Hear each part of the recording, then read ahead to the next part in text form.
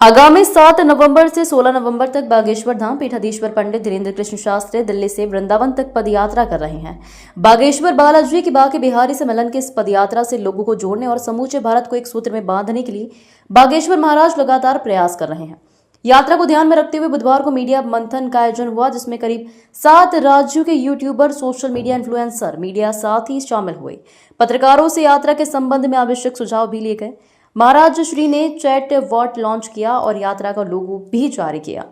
सिद्धपीठ बागेश्वर धाम में आयोजित मीडिया मंथन में महाराज श्री ने सभी उपस्थित मीडिया साथियों से आग्रह किया कि वह सनातन हिंदू एकता पदयात्रा की बात जन जन तक पहुंचाएं, क्योंकि भारत को जोड़ने में मीडिया की महत्वपूर्ण भूमिका है। मीडिया मंथन में महाराष्ट्र, उत्तर प्रदेश, मध्य प्रदेश, राजस्थान, बिहार, दिल्ली तथा गुजरात के पत्रकार साथी शामिल हुए। महाराज श्री ने कहा कि यह यात्रा राजपीठ से धर्मपीठ तक है। पहले भारत को जोड़ेंगे, फिर भारत को अखंड बनाएंगे। उन्होंने कहा कि यात्रा का मूल उद्देश्य जाति पाति की दीवार तोड़कर सबको हिंदू राष्ट्र के लिए एक करना है। इस मौके पर सनातन हिंदू एकता पदयात्रा का लोगो भी जारी किया गया। QR स्कैन करें और यात्रा के लिए पंजीयन करें। महाराज श्री ने QR कोड भी जारी किया, जिसके माध्यम से सनातन हिंदू एकता पदयात्रा में जाने के लिए पंजीयन हो सकेगा। महाराज श्री ने कहा कि लाखों लोग ऐसे हैं जिनसे मुलाकात नहीं हो पाती, लेकिन यह यात्रा ऐसे ही लोगों के लिए है जिससे वे मिलेंगे और भारत को हिंदू राष्ट्र बनाने के लिए प्रेरित करेंगे। कुछ बिंदुओं के आधार पर रखी हुई कुछ दिनों से जब से दूसरी पदयात्रा का संकल्प हमने सबके सामने कहा, तब से बहुत से लोग दिल्ली वृंदावन की पदयात्रा से शायद कुछ लोग कुंठित हुए और उन्होंने तरह तरह की चालाकियां प्रारंभ कर दी, चाहे वो साइबर हमला हो, सोशल मीडिया पर प्रायोजित वीडियो हो, या गलत थंब लगा करके वीडियो को प्रसारित किया जाए। उससे भी कोई दोए नहीं है। वो अपना काम कर रहे हैं, हमें अपना काम करना है। हाथी चले बाजार, हम नहीं कहलवा सकते।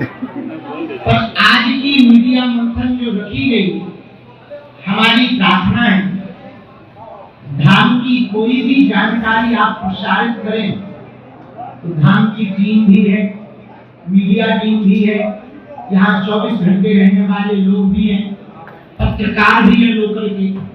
कृपा करके उनसे पहले क्रॉस चेक करवा, ताकि गलत चीज बिना तथ्य के प्रसारित ना हो और आप लोगों पर और आपकी विश्वसनीयता पर कोई उंगली उठाए। दूसरा आज का बिंदु मीडिया मंथन का,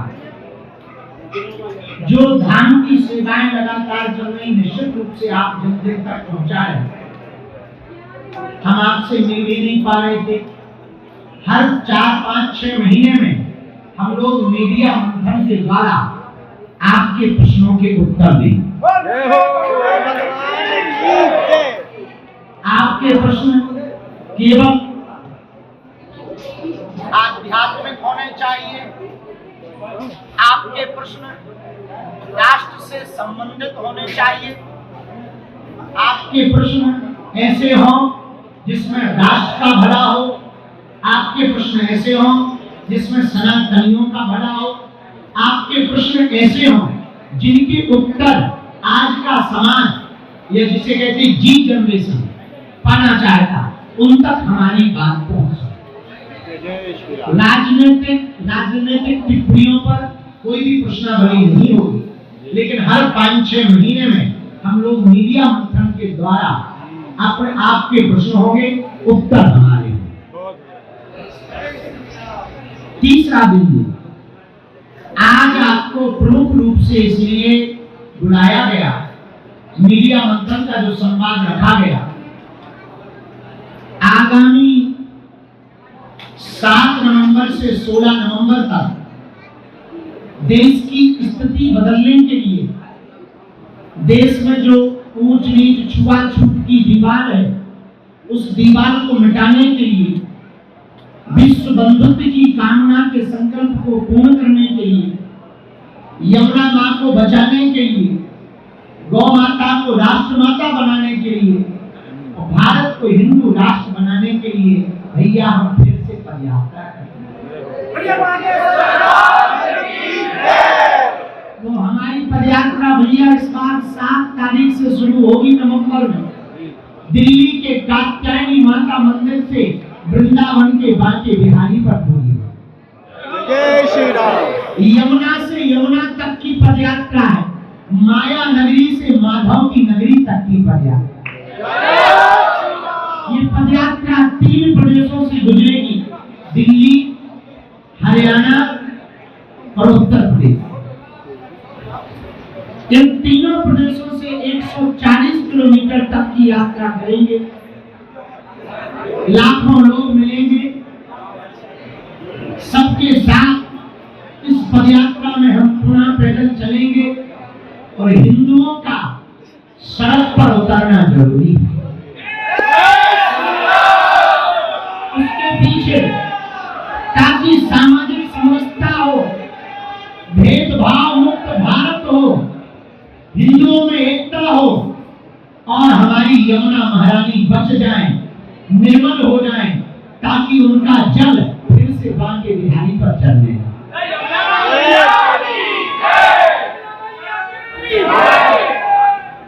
इसीलिए इस बार की पदयात्रा देश की स्थिति और परिस्थिति बदली, क्योंकि इस बार की पदयात्रा राजधानी से है।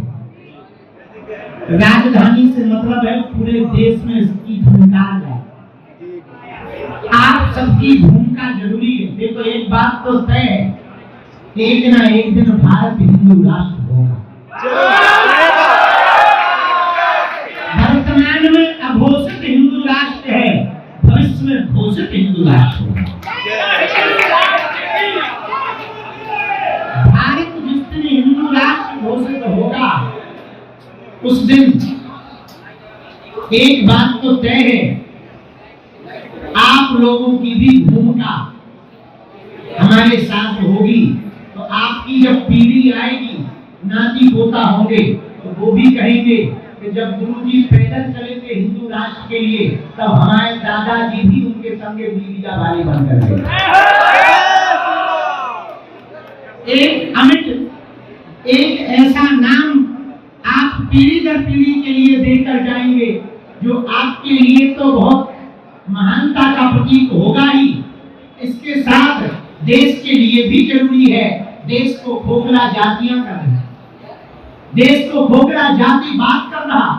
हम जातियों के विरोधी नहीं है, जातिवाद के विरोधी हैं, जो ऊंच नीच है उसके विरोधी हैं। और विचित्र बात यह है, हम जिस समाज से आते हैं हमें तो ये बात ही नहीं उठानी चाहिए, लेकिन हम न ब्राह्मण हैं, न क्षत्रिय हैं, न वैश्य हैं, न शूद्र हैं, हम हिंदू हैं, हिंदुस्तान हमारा। ये बात अलग है, हमारा जन्म शुक्ल वंश में हुआ, हमें अपनी परंपरा पर गर्व है, अपनी वर्ण व्यवस्था पर गर्व है, अपने वेदों पर गर्व है, लेकिन अभिमान नहीं है। हम हिंदू हैं, हिंदुस्तान हमारा। हम भी यही चाहेंगे, जो जातियों का भेदभाव है, छुआछूत का भेदभाव है, ऊंच नीच का भेदभाव है, 1400 ईस्वी में स्वामी रामानंदाचार्य महाप्रभु ने इस संकल्प को दोहराया था। कबीरदास जी को चेला बनाकर, रैदास जी को अपना शिष्य बनाकर रामानंदाचार्य जी ने जो परंपरा चलाई थी, जो आज जगतगुरु शंकराचार्य ने चारों मठों की स्थापना करके परंपरा चलाई थी, अब हमने भी प्रण ठाना है उन्हीं महापुरुषों के वचनों को मानकर इस देश में जब तक छुआछूत नहीं मिट जाएगी, जात पात ऊंच नीच नहीं मिट जाएगी, ये अभिमान नहीं लोगों का चला जाएगा, हम तलवारों की लड़ाई नहीं विचारों की लड़ाई लड़ेंगे। ये विचारिक क्रांति है, इसे विचारों के द्वारा दिल्ली से जब वृंदावन तक लाएंगे तब 3 प्रदेशों में ये विचारिक क्रांति होगी। धीरे धीरे भारत के सभी राज्यों में होगी, धीरे धीरे सभी जिलों में होगी, सभी गांवों में होगी, सभी लोगों में होगी और भारत हिंदू राष्ट्र होगा।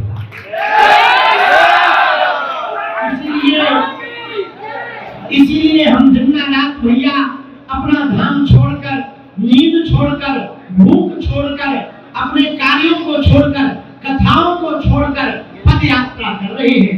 भैया हमारे साथ ना तो कोई है, ना तो हम किसी पार्टी के लिए कर रहे हैं, न किसी पार्टी को जिताने के लिए कर रहे हैं। ये पदयात्रा सनातनियों की है। जिस जिस पार्टी में सनातनी है उस पार्टी की है।